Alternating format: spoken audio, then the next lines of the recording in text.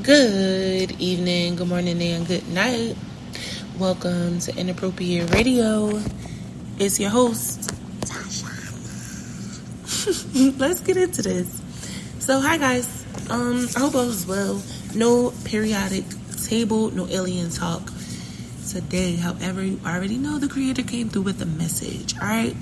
First and foremost, the message from yesterday was not to offend anyone. If I did, I apologize. But I do have to speak the truth. I can't get up here lying, all right? That's not what I'm going to do. Everyone who is anyone has a role to play. But black people just have a specific role. Hispanic people have a specific role. Asian people have a specific role. White people have a specific role. So do Indian people and everyone in between. When you see those people on those little remote islands or those little pockets of the earth that may not even be popping up on the map, these are the people that are the bridges, okay, between cultures, and they can tell stories that have yet to be told. That requires a whole series, a bunch of research, and for me to actually be on camera, because there's a lot of things that go into that. Like I said, I'm going to be getting on camera very, very soon. So stay tuned, all right? But this message is about birds, okay? I actually got this download months ago, and every day I'm getting more and more information, and then the creator said, okay, now's the time, all right? We have been monitored, observed, protected, guided by birds our whole lives, okay? I know they have these government programs where birds are actually cameras and they're not actually birds. I seen a video of the girl, she's from New York, she's a rapper. I forget her name, but she made a very interesting observation, and I seen this video about 3 or 4 days ago, and she was basically saying how she's from New York and there's a bunch of pigeons, but she never ever seen like a baby pigeon, right? Interesting.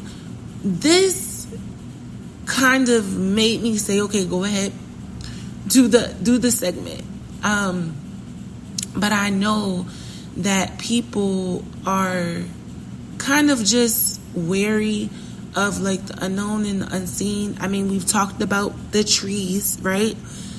And the birds and the trees go hand in hand.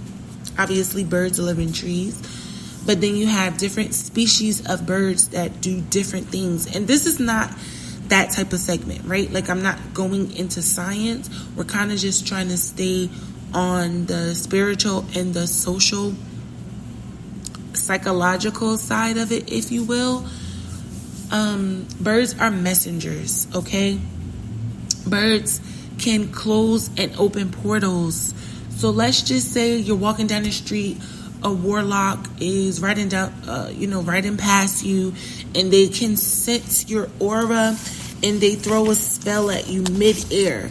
A bird can just fly out of nowhere and take the energy and send it back or deliver it to where it's supposed to go.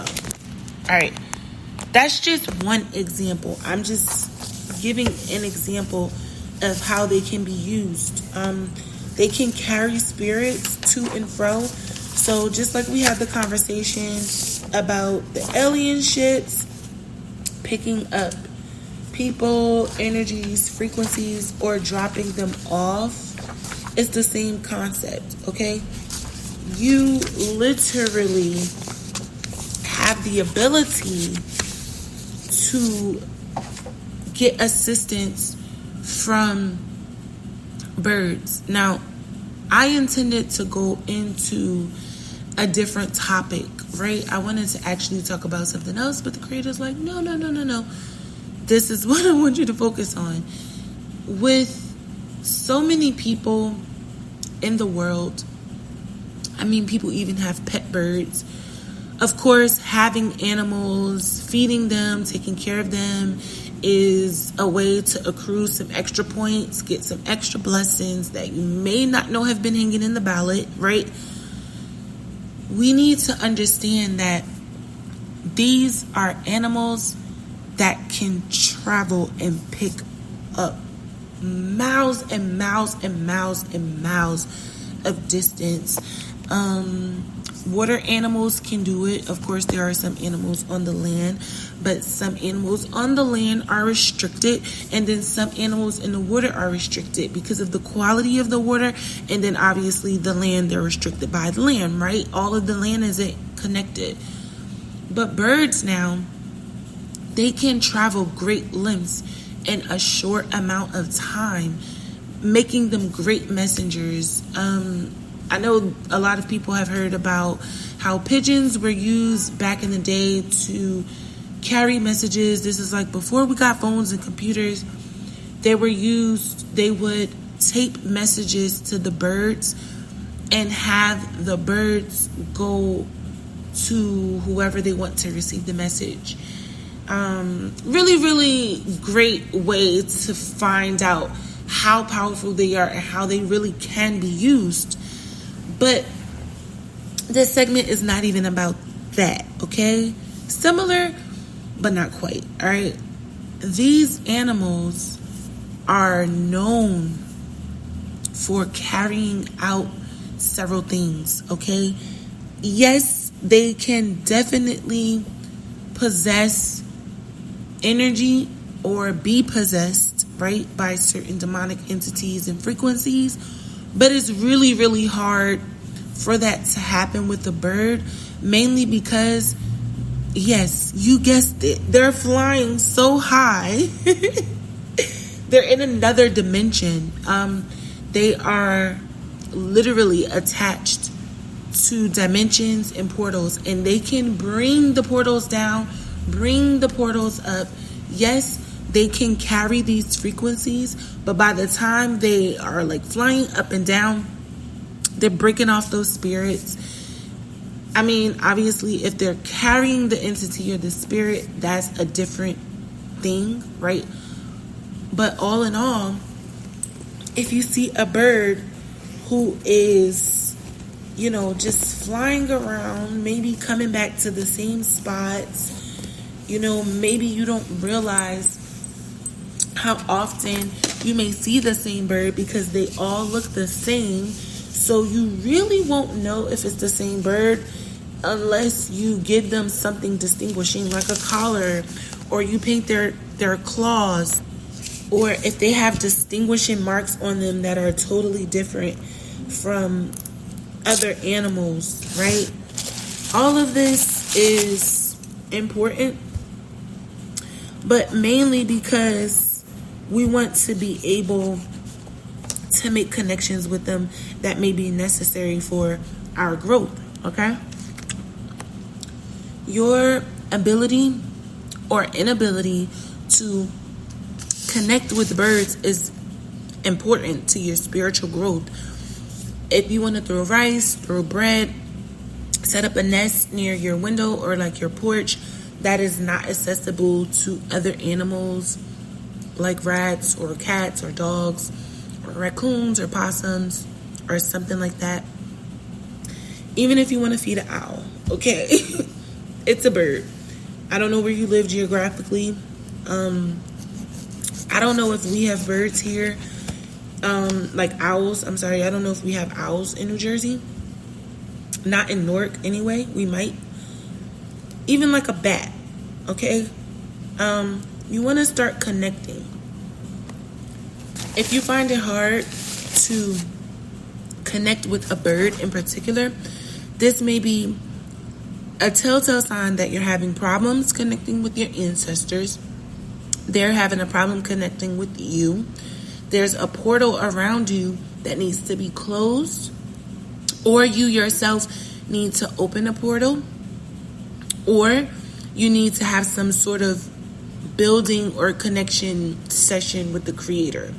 However you go about connecting with the Most High, I can't tell you how to do that. All I can tell you how to do is to humble yourself before Him and be genuine. There is no other way to put that part of it, right? But when you start making these connections, be aware of what connects you to the birds. What is it about the bird that draws you in? Is it their color? Is it their whistle? Is it a particular tree that they're sitting at? It's tons of things that can draw your attention, that can draw your eyes in, that can make you see something distinguishing that may be appealing to you, or that may help you learn something. Or is there a particular species of birds that you feel more connected to than others? Research the bird. Find out, where they're originating from. Find out what their lifespan is, what their character and specific traits are. Their spiritual belch. There are, or maybe not, there are tons of ways to find out and make connections. You don't have to be in the space of confusion, okay? Some people are just like, oh, I just like this bird and I don't know why. Research the bird and find out what it is that you may like about them. Most of us have the ability to tap in. Your spiritual gifts are literal gifts from the Creator. Use them. Connecting with nature is one of the best ways to test, where you may be in the spirit. And it doesn't make you a witch. It doesn't make you evil. You are not a bad person just because you're not taking the traditional route on what people may believe, is the best way or the better way to make these connections. We all have our different ways. We all have different perceptions. We all have different journeys. So, of course, we're going to have different ways of connecting with Mother Nature. But the birds in particular, they have messages. And sometimes even, I'm not saying anybody is a bird whisperer, but you might be able to understand them when they're singing, when they're whistling, when they're, tune in. Don't box yourself in to animals that are common to your area or common to your culture. Like I said, even the different species of birds can give you a little bit of insight on something about yourself in the spiritual realm. Birds are very spiritual. And I just kind of wanted to dance around it because honestly, we can all just Google or go on Google Scholar and say, hey, what is the spiritual meaning of birds? What do birds mean in the spiritual realm? What can I learn from a bird spiritually? There's tons of ways to go about making these connections. So you don't have to be embarrassed. You don't have to feel oh, it's stupid. You can literally make a connection with the bird and be making a connection with your ancestor. You could literally be having some animal, in a bird in particular, save your life, protect your aura, protect your energy. They can, like I said, close portals. Even if your aura is so strong, sometimes you might see multiple birds. Very, very protective of the earth angels, okay? They're very protective of the messengers because they themselves are messengers and they're attached to the prophets. Go look up the scriptures. Go look up the surahs. Go look up anything that may be hinting what a bird actually is in the spiritual realm. You will be surprised, okay, the information you come across. But I'm going to end it here. I do love y'all. I hope y'all have been drinking your water eating your fruit and vegetables, and sipping on your own tea because it's free.